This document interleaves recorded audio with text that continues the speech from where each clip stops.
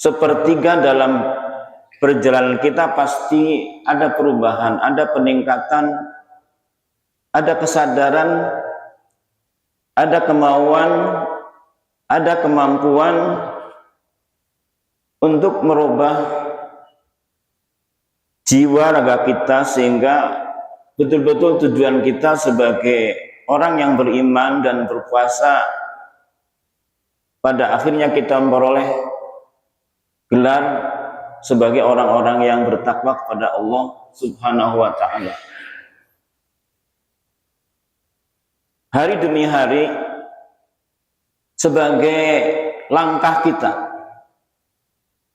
sebagai perwujudan kita bahwa orang hidup di dunia ini memang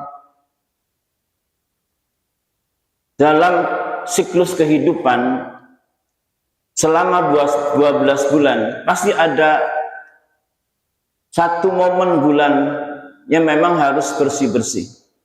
Kenapa? Makanya Allah Subhanahu wa ta'ala sangat sayang kepada umat Nabi Muhammad sallallahu alaihi wasallam.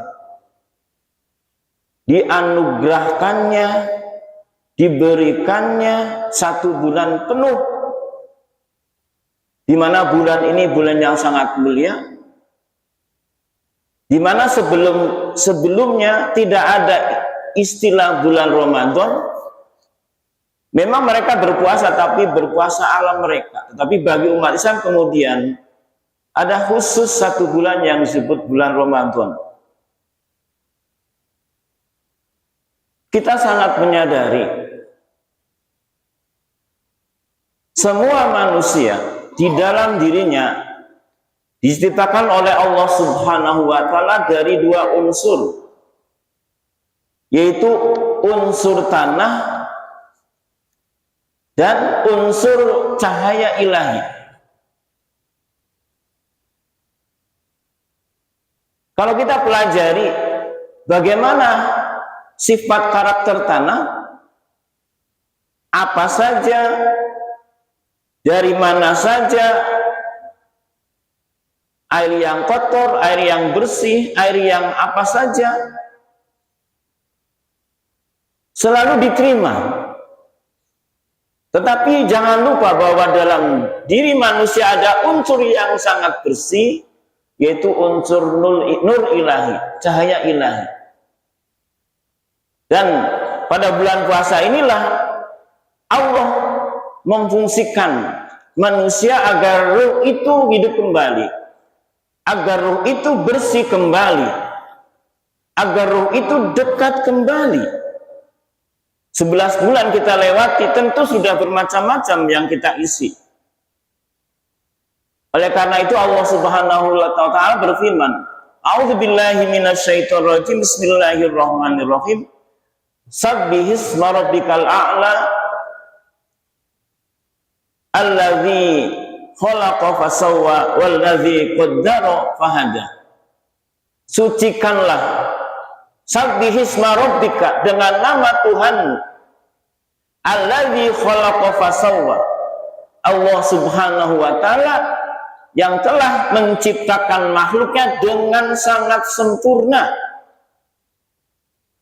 Walladzi qaddara fahada, kemudian Allah Subhanahu wa ta'ala mengatur, menata, menentukan kadar. Fahada, kemudian Allah Subhanahu wa ta'ala mengarahkan jalan petunjuk. Oleh karena itu Nabi kita Muhammad sallallahu alaihi wasallam sebagai manusia yang sangat terlindungi, sangat dijaga oleh Allah Subhanahu wa ta'ala, pernah berdoa. Doa itu untuk mengajarkan kepada umatnya, Allahumma la takilni ila nafsi torfata ainin. Ya Allah, jangan biarkan aku sendiri, la takilni nafsi torfata ain, walaupun sekejap mata. Itu menandakan bahwa betapa jiwa manusia ruh manusia kapan saja, detik, menit, ya, jam, hari, pasti kalau tidak dilindungi oleh Allah SWT itu akan tergoda, meleset, terjerumus jauh dari petunjuk Allah Subhanahu wa taala. Maka kita harus yakin bahwa hidayah, taufik, inayah, kebaikan itu datangnya adalah dari Allah Subhanahu wa taala. Dan segala keburukan, kejahatan, kemaksiatan, ketidakpedulian yang ada di dalam diri kita adalah datangnya dari musuh manusia, yaitu setan. Dalam surat Shad ayat 71 sampai 72, Bismillahirrahmanirrahim. Idz qala rabbuka lil malaikati inni khaliqum basara min tin wa nafakhtu fihi min ruhi faqa'u lahu wa nafakhtu fihi min ruhi faqa'u lahu sajidin.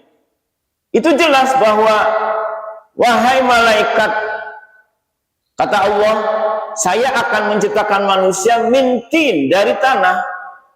Tapi jangan lupa wasawaitu wa nafakhtu, kemudian saya tiupkan, kemudian saya sempurnakan kejadiannya min ruhi, dari cahaya ilahi. Kemudian malaikat itu patuh hormat, mereka semua pada hormat, faqa'u lahu sajidin. Ya, fasajadal malaikatu kulluhum ajmain illa iblis. Nah, bulan puasa ini adalah sebagai bulan latihan, sebagai bulan pendidikan, sebagai bulan gemblengan. Oleh karena itu dalam definisi puasa kan al-imsaku anil fi'li, menahan dari semua, menjauh dari semua perbuatan yang buruk-buruk. Al-imsaku anil fi'li atau al-imsaku wal kaffu min syai'in, menahan, merasa cukup dan tidak melewati satu garis sedikit pun. Semua ditahan ketika puasa. Marah ditahan, makan ditahan, mata ditahan. Yang diwujudkan adalah kesabaran, yang diwujudkan adalah mengalahkan nafsu. Itu sangat berat. Yang namanya syahwat, Pak. Syahwat itu semua ada di dalam diri kita. Yang namanya syahwat tidak akan merasa puas sampai ditambah berapapun. Itu namanya syahwat tidak akan merasa cukup. Semakin ditambah ya kemauan pribadinya dengan syahwat, semakin haus, semakin pengen punya banyak. Banyak contoh. Makanya ketika datang bulan puasa, menahan al-imsak. Apa saja yang kita miliki ditahan, dan sebetulnya di dalam ketika berbuka juga disuruh oleh Rasulullah Sallallahu yang sangat sedikit sederhana. Tapi kan kita kebalikannya, ibu-ibu kalau sudah mau puasa apa saja ada di meja makan. Belanja sebelum bulan puasanya sudah penuh. Padahal yang dimakan itu sedikit. Tapi itulah nafsu kalau kita turuti. Oleh karena itu memasuki babak kedua, nanti kan awaluhu rahmah wa awsatuhu maghfirah wa akhiruhu itkum minan nar. Ini kita udah dapat rahmat dari Allah Subhanahu wa taala. Rahmat itu adalah surganya Allah Subhanahu wa taala, yang surganya itu sebetulnya tingkatnya lebih rendah daripada rahmat Allah Subhanahu wa taala. Surga itu adalah makhluk Allah. Dulunya tidak ada, kemudian diciptakan oleh Allah ada. Setelah Allah menciptakan ada, surga itu menjadi kekal karena kemauan Allah. Tetapi kalau rahmat Allah adalah sifat yang melekat di dalam diri Allah Subhanahu wa taala. Oleh karena itu ada hadis sanad dari sahabat Salman Al-Farisi dari Rasulullah Sallallahu Alaihi Wasallam yang sangat panjang. Ketika sudah memasuki awal sepertiga dari bulan puasa, fastaksiru fihi min arba'i khisalin. Perbanyaklah 4 hal. Yang 2 khoslataini tardona bihima rabbukum. Yang 2 lagi la ghina alakum anha. Yang pertama itu memohon ridho kepada Allah Subhanahu wa ta'ala. Itu tadi yang saya baca. Jadi Bapak kalau sudah memasuki bulan puasa, banyak-banyak pertama asyhadu an la ilaha illallah astaghfirullah as'aluka ridhoka wal jannah wa na'udzubika min sakhatika wan nar. Itu Allahumma innaka afuwun tuhibbul afwa fa'fu anna. Allahumma innaka afuwun tuhibbul afwa fa'fu anna ya karim. Kemudian yang berikutnya lagi itu dari syahadat 4. Yang berikut lagi kita ada selingan waman saqasa iman saqahullah. Kita untuk bersedekah, memberi kepada orang yang butuh, terutama untuk berbuka atau di jalan atau tetangga atau orang yang minta-minta diberi sesuatu, minuman atau apa untuk berbuka. La yazma'u hatta yadkhulal jannah. Kalau kita memberikan setetes, seteguk atau segelintir kurma, maka insya Allah kita tidak akan haus sampai masuk surganya Allah Subhanahu wa ta'ala. Namun demikian jangan lupa sebagai ibrah ya Pak ya. Jadi Nabi Adam alaihissalam dan Siti Hawa itu sebetulnya karena Nabi Adam dan Siti Hawa kan langsung waktu itu memang begitu dijadikan kan ada bahasa ya Adamu uskun anta wa zawjukal jannah. Kenapa Allah langsung memasukkan Nabi Adam, kemudian Allah menciptakan Siti Hawa untuk menempati sorga? Karena pada saat itu keduanya masih bersih, yang tumbuh di dalam ruhannya adalah ruh ruhani, ruhnya Allah Subhanahu wa ta'ala. Jadi tempatkannya di sorga enak sekali. Tapi kemudian kan kita ingat bahwa setelah setan laknatullah dikutuk oleh Allah, lalu setan naik banding ya, agar saya dikutuk oleh Allah, tapi berilah saya kesempatan untuk menggoda manusia dari arah atas, dari arah bawah, dari kanan, dari kiri setiap saat. Izinkan saya terima kutukan engkau ya Allah, tapi izinkan saya untuk menggoda manusia sampai kapanpun.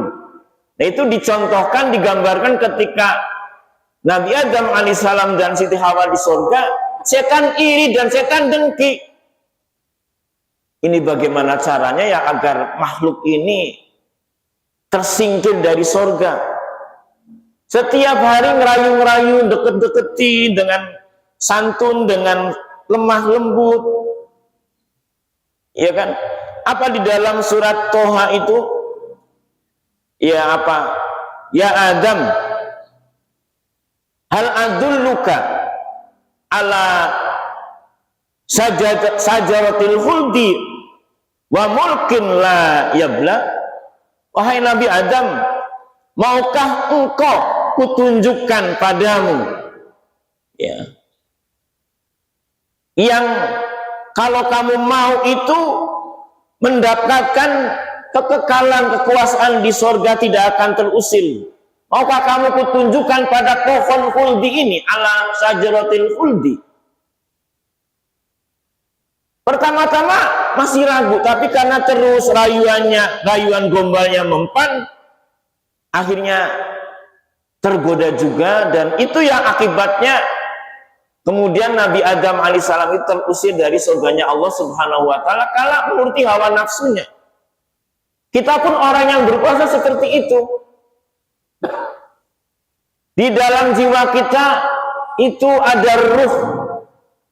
Ya. Usahakan ketika kita sudah memasuki 11-an, apalagi tanggal likuran yang ganjil, nihilkan, kosongkan hati kita dari nafsu itu. Kemudian setelah kita kosongkan, bersih, kita isi. Bersih. Di dalam ruh kita bersih, coba. Bisa nggak? Saya juga bisa nggak? Dengki, hasud, iri, dendam, pengen kaya, pengen menang sendiri, paling hebat sendiri, sombong sendiri, pinter sendiri, kaya sendiri, kuat sendiri, jagoan. Coba itu di hatinya dihilangkan semua, kosongkan. Masukkan, dinolkan dulu. Bisakah itu? Kalau sudah dinolkan, berarti betul-betul hati kita tuh bersih. Kemudian diisi zikir, sabar, sedekah, nolong orang, kemudian baik hati, ulfah, nerima, qanaah, ridho. Yang masuk ke dalam ruh kita itu yang baik, yang sifatnya Allah masuk plus. Yang lain keluar. Itu artinya betul-betul kalau begitu kita, puasa kita itu memang fungsinya sebagai fungsi pendidikan. Ibadah litarbawiyah kemarin minggu yang lalu. Kalau anak sekolah kan Pak, ketika 6 tahun masuk SD, 12 tahun selesai masuk SMP Sanawiyah, MI Sanawiyah, SD Sanawiyah, SMP, Aliyah, kuliah. Mestinya kan kita yang setiap tahun berpuasa, setiap tahun kan mestinya naik kelas.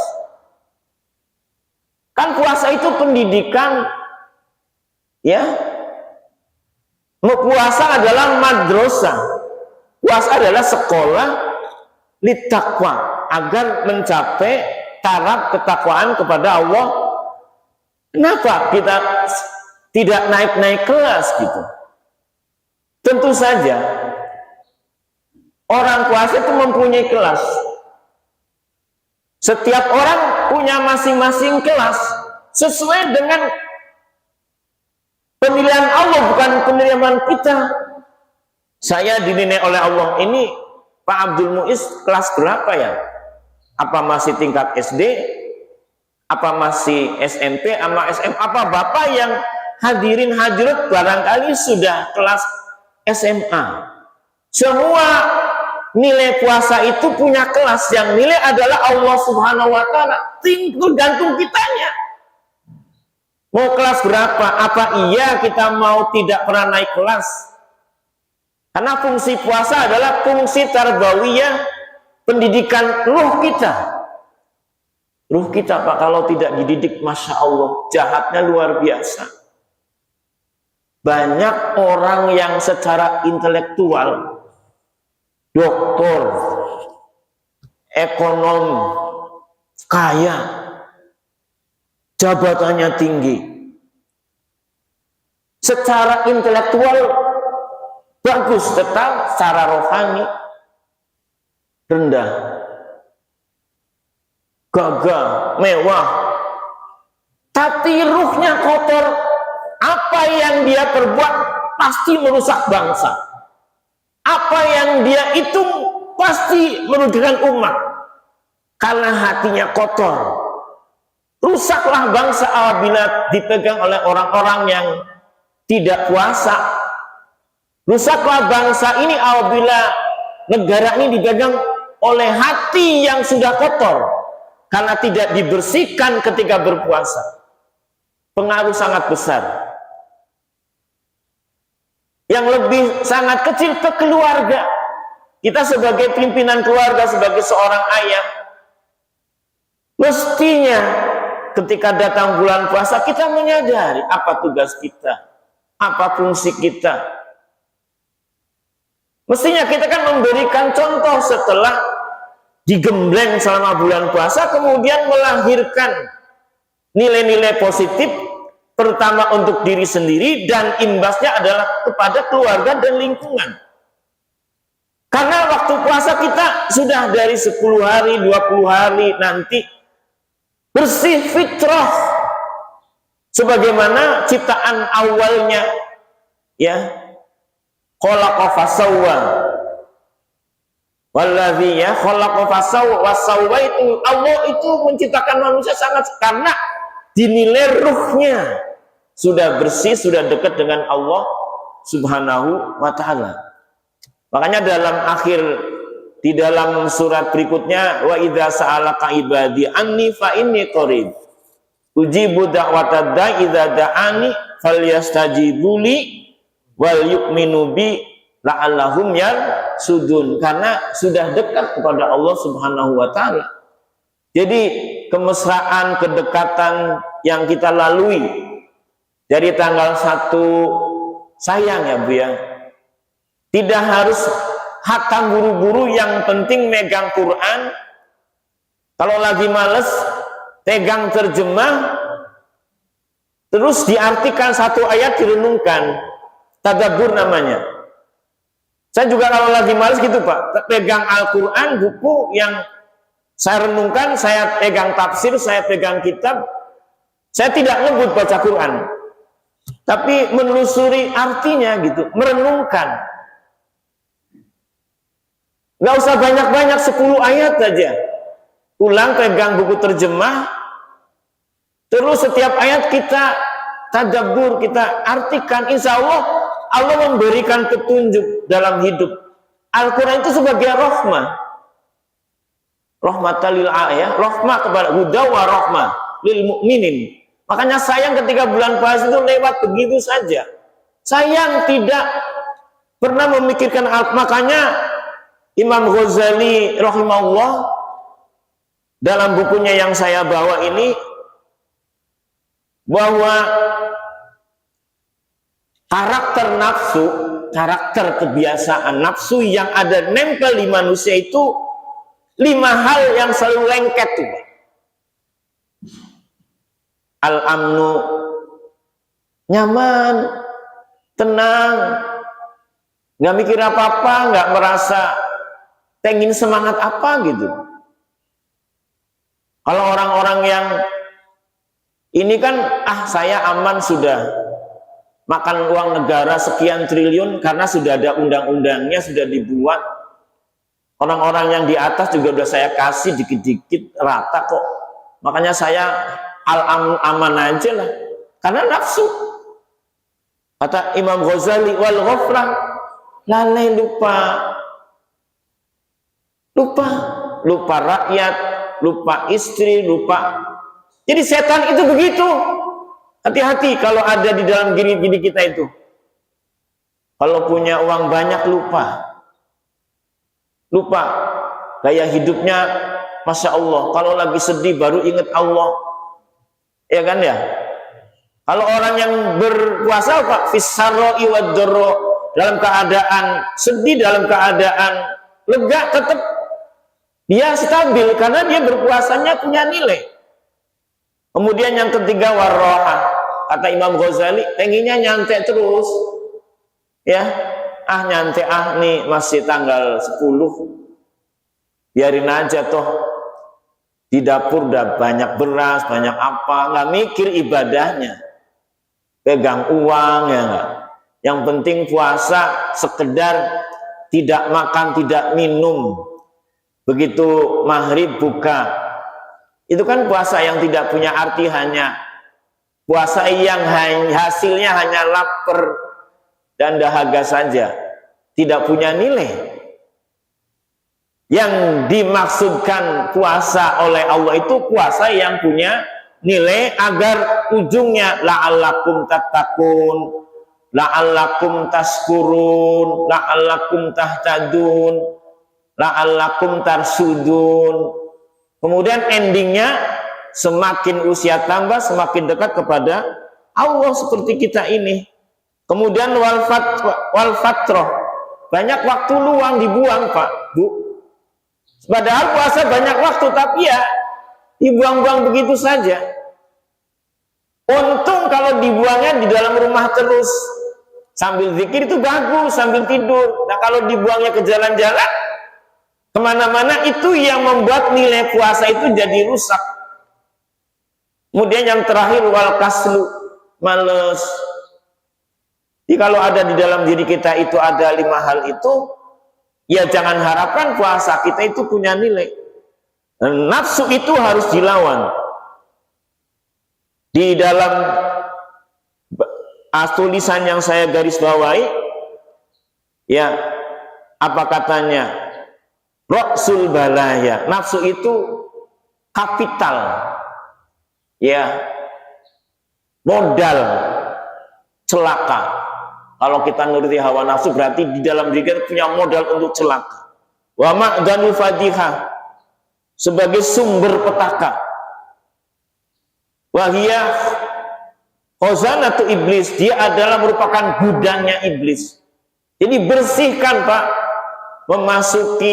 melewati hari yang ke-10, memasuki hari yang 11 sampai 20, nanti sampai tanggal-tanggal ganjil. Mari Pak, hari ini kita kosongkan yang tidak baik, masukkan yang nafsu yang baik-baik.